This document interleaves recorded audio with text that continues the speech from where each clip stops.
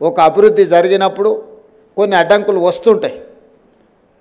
ఎక్కడ కూడా 100% ఆమోదం ఉండదు. దేవుళ్ళనే 100% మన వాళ్ళు ఆమోదిస్తలేరు. ఒక ఆయన వెంకటేశ్వర స్వామి భక్తున్నంటే ఇంకొక ఆయన ఆంజనేయ స్వామి భక్తుని అంటాడు, ఇంకొక ఆయన నేను శివభక్తుని కాలభైరవుడిని నేను ఇష్టపడతానంటాడు. దేవుళ్ళ పట్లనే భిన్నాభిప్రాయాలు ఉన్న ఈ సమాజంలో ప్రభుత్వం తీసుకునే నిర్ణయాలు కూడా 100% ఆమోదం ఉంటుంది అని చెప్పి నేను, మా ఉప ముఖ్యమంత్రి వర్యులు, మా మంత్రివర్గం ఏం భావించడం లేదు.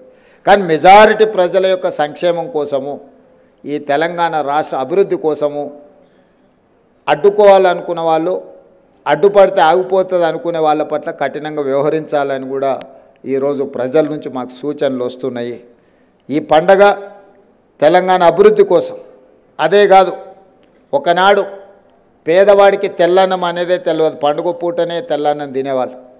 అక్కడి నుంచి మొట్టమొదట కోట్ల విజయభాస్కర్ రెడ్డి గారు ₹1.90 బియ్యం ఇవ్వాలని వారు మొట్టమొదట పేదవాడికి తెల్లన్నం పెట్టాలని విజయభాస్కర్ రెడ్డి గారు మొదట ప్రవేశపెట్టినారు ఆ పథకాన్ని. ఎన్టీ రామారావు గారు దాన్ని విస్తృత స్థాయిలో ₹2 కిలో బియ్యం అనే పథకాన్ని పూర్తి స్థాయిలో ప్రజల దగ్గరికి తీసుకెళ్ళి, ఆనాడు ఏదో ఒక పండుగ నాడు తెల్లన్నం తినే ప్రజలకు నిత్యం ఒక్క పూటైనా తెల్లన్నం తినే పరిస్థితులు ఎన్టీ రామారావు గారు తీసుకొచ్చారు.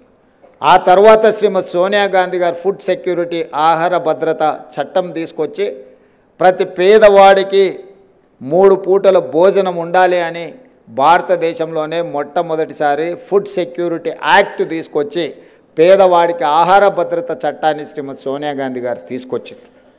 ఆ విధంగా అంచెలంచెలుగా పేదల ఆకలిని తీర్చడానికి ప్రభుత్వాలు తీసుకున్న నిర్ణయాలు ఈరోజు పేదలకు ఆకలిని దూరం చేసే ఒక దిశగా మనం ప్రయాణం చేస్తున్నాము. మరి ఈరోజు ఆ పేదలు శ్రీమంతులు తిన్నట్టుగా సన్నబియ్యం తినాలి, సన్నబియ్యంతోనే మా భోజనం ఉండాలి అని కోరుకుంటున్నారు. దొడ్డు బియ్యం నుంచి సన్నబియ్యం వైపుగా, సన్నబియ్యం తెలంగాణ రాష్ట్రంలో అత్యధికంగా పండించే దిశగా మన ప్రభుత్వం ముందుకు వెళ్తుంది.